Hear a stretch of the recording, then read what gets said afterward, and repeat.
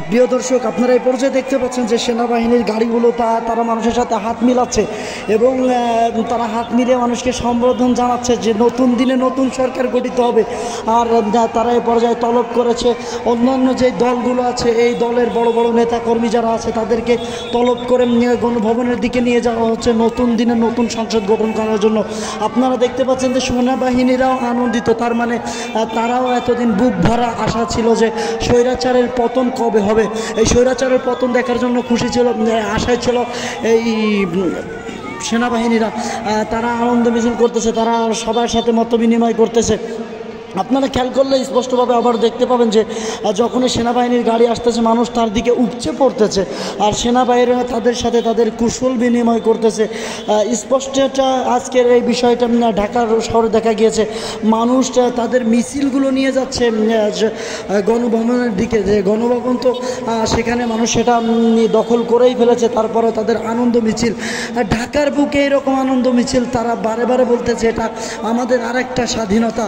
যদিও আগে স্বাধীনতা ছিল 26শে মার্চ, কিন্তু না, তাদের কথা হচ্ছে 26শে মার্চ স্বাধীনতা দিবস না, এখন থেকে 5ই আগস্ট এটাই হচ্ছে মূল স্বাধীনতা দিবস 2024 সালে।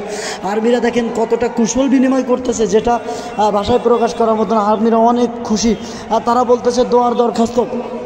অন্যদিকে একটা জিনিস বারবারই বলতে হয় যে অন্যান্য দলের নেতাকর্মীরা, জামাত বলেন, হেফাজত বলেন, চরমনাই বলেন, বিএনপি, প্রত্যেকটা দলের নেতাকর্মীদেরকে নিয়ে যাওয়া হয়েছে বঙ্গভবনের দিকে এবং সেখানে গিয়ে নতুন দিনে নতুন সরকার গঠিত করা হবে। তবে কাকে কোন দায়িত্ব দেওয়া হবে এটা মাসওয়ারার মাধ্যমে, অর্থাৎ সেটা বসেই সিদ্ধান্ত করা হবে।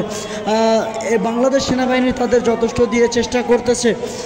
অন্যদিকে যে শেখ হাসিনা সরকার, স্বৈরাচার সরকার পালিয়ে গিয়েছে, সে পালিয়ে গিয়ে বর্তমানে দিল্লি হয়ে কলকাতা যাচ্ছে। অন্য অন্য সংবাদে বিভিন্ন ধরনের সংবাদ আসতেছে। আমরা এর পরবর্তী আপডেটগুলো অবশ্যই আপনাদেরকে জানাবো, নেট প্রবলেমের কারণে জানাতে একটু দেরি হচ্ছে।